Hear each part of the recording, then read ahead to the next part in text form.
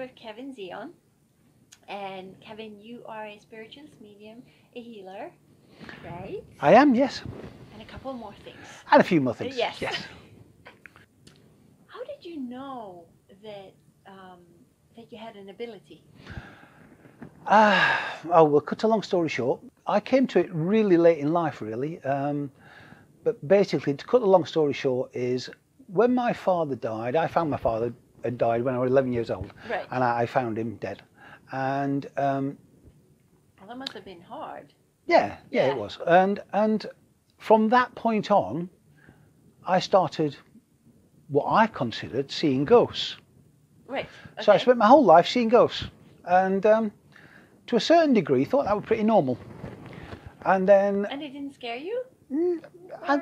No, because I was young and just didn't think no more about it. Right. And it wasn't until later in life that I started to associate ghosts with spirit. Right. Because to me at that time, ghosts were nothing to do with spirit, which is rather unusual, I know, but that's the way that I saw it.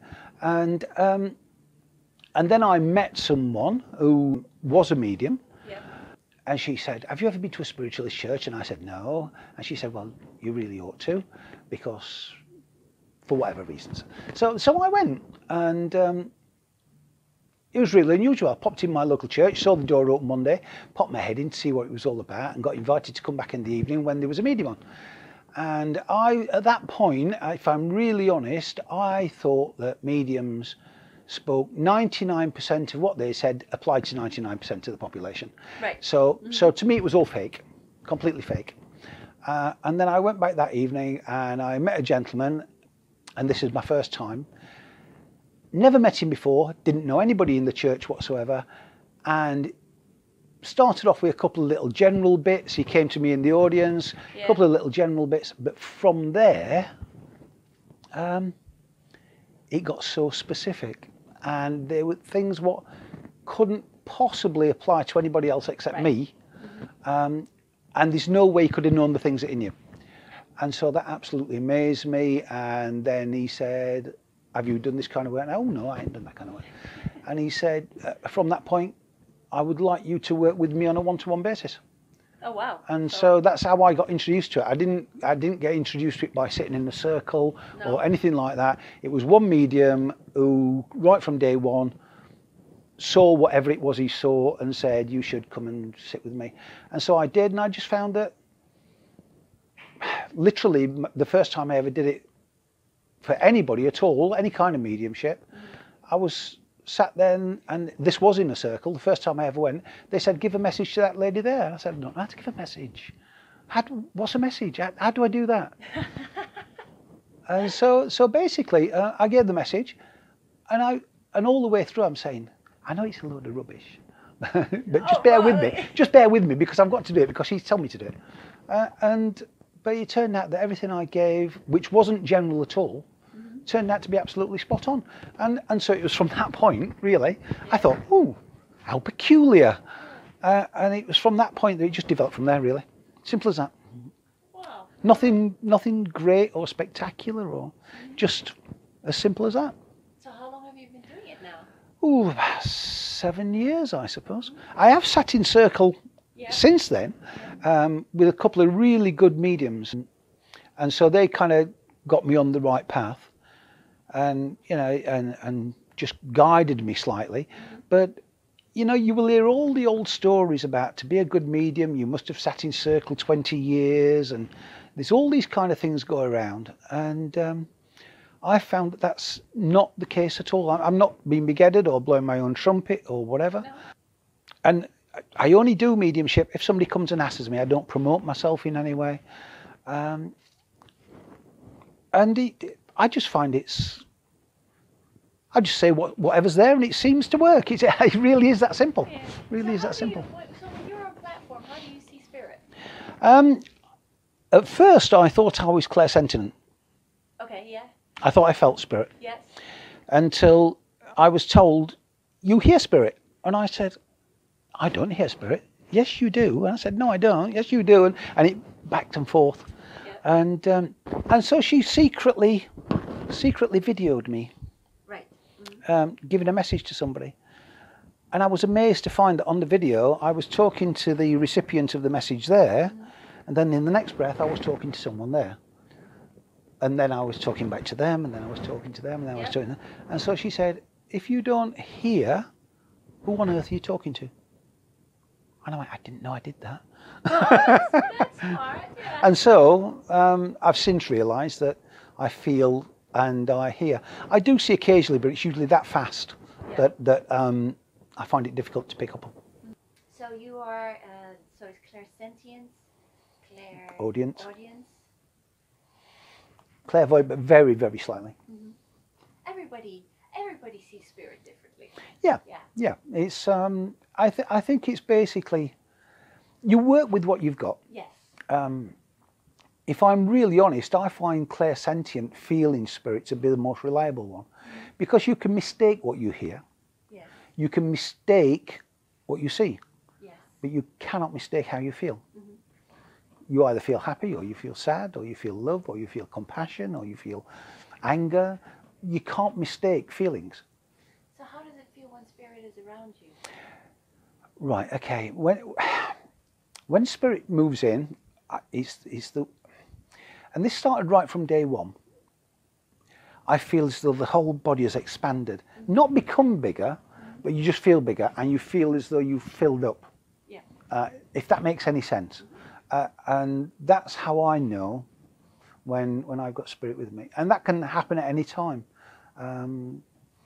Again, the most modern and popular thing for people to believe is that you should open and shut down to receive spirit. I never shut down.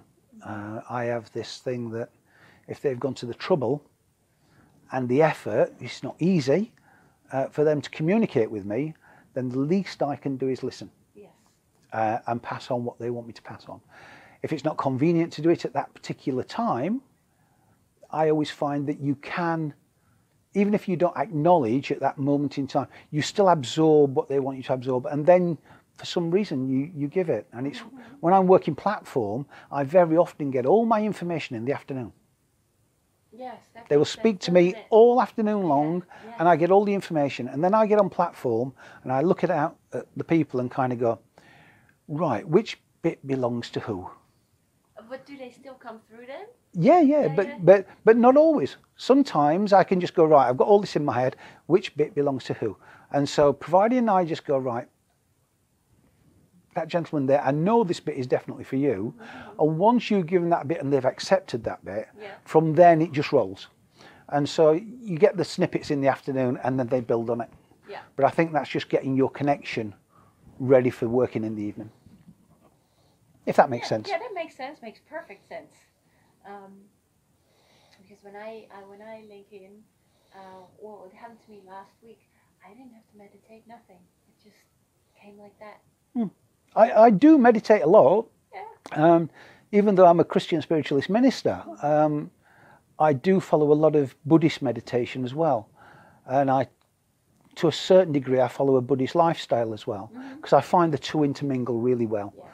I don't have a problem with mixing the two. I don't consider myself to be a Christian spiritualist minister, even though that's what I am. I consider myself to be interfaith. Right. And so I find that working with spirit for me, it doesn't have to be such a denominational thing. No. It can be literally anybody, anywhere, anytime. And I find it really difficult sometimes when you know you've got to tell somebody something. It's not the situation, you can do it, but you've got to tell them, and then you can't get them on their own to tell them, and it's not always right to get them on their own to tell. It's very difficult. Very difficult. Like you're also a healer. Yeah. Reiki and spiritual. I honestly believe that everybody is a healer. Yeah. Everybody is a healer to a degree. It's just whether we tap into it and channel that through. Right. And we are open enough to receive what we are meant to pass on. I mean, I honestly don't believe that I do any healing at all. You're just the tool, the equipment. I'm the conduit for moving it along. Simple as that. Simple as that. And it can be as simple, healing can be as simple as a smile. Yes. If that's what somebody needs at that particular time, just by smiling at someone, you can heal them. You know, it doesn't have to be hands-on or Reiki or spiritual or Buddhist or anything at all. It's, you know, when a little child falls down and mum picks him up and she rubs the area what's hurt and all of a sudden he feels better. That's healing, isn't it? Yeah, it is. It is. You know, so yeah, I find healing. I think healing really is probably more important than the readings.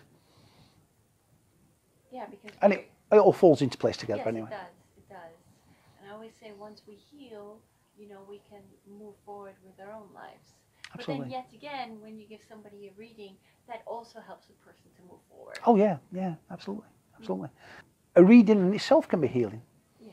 You know, because you answer questions and quandaries that they've got in their head, something that they've probably been struggling with for a little while, and all of a sudden they've got an answer, and that creates the healing effect.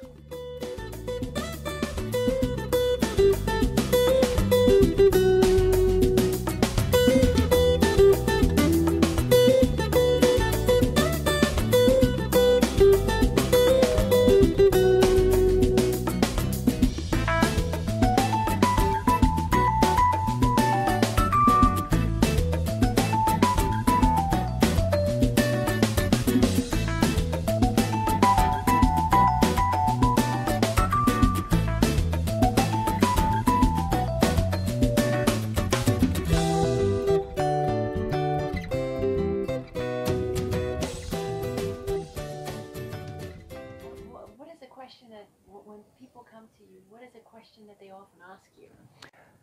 I try and avoid questions if I'm really honest. Okay. I'm really honest. And always the most common question is, can you speak to my Uncle Bill or, Right. or whatever? And obviously we can't do that. You know, we're not the ones to choose at all. They've got the power and they've got to control the energy to come to us. And it's our job to meet them halfway. And you know, you will hear people talk about, oh, you must meditate, etc., etc., etc., to meet them halfway. And I don't find that's necessarily the case. I mean, one of the best mediums I know, on her way to church to do her mediumship, Yeah. she listens to heavy rock music. Yeah. Because that's what builds her energy, you know, and it's like she says, she calls it plink plink music. If you listen to plink plink music, you'll give a plink plink performance, you know. And I think, actually, you're dead right. But she in herself is exceptional. This is the story of when she was 6 and 7 years old, her mum and dad having to go around speaking to neighbours and apologising for her going and knocking on their door and talking about their dead relatives. And it's so, Oh, dear. and you know, so, and I sat in circle with her, but she's never sat in a circle. She's never needed to. It's just there absolutely naturally. And so I've sat with her, not a great deal, but quite a lot. And I found that she hasn't developed my mediumship. I don't think she's developed my mediumship.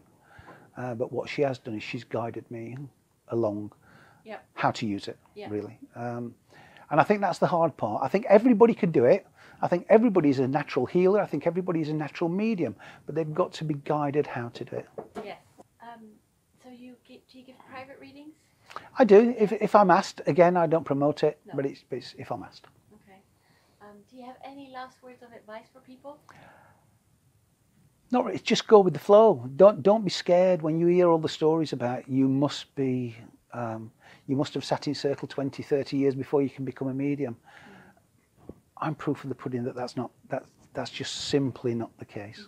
Some people, and I'm not going to call it an ability, some people just naturally are able to do it once they've figured out themselves how it works. And I think that's the top and bottom of it. Just take time, figure out for yourself how it works for you, because it doesn't work the same for two people. No. So yeah, that's my advice. Okay. Thank you. Thank you. Thank you.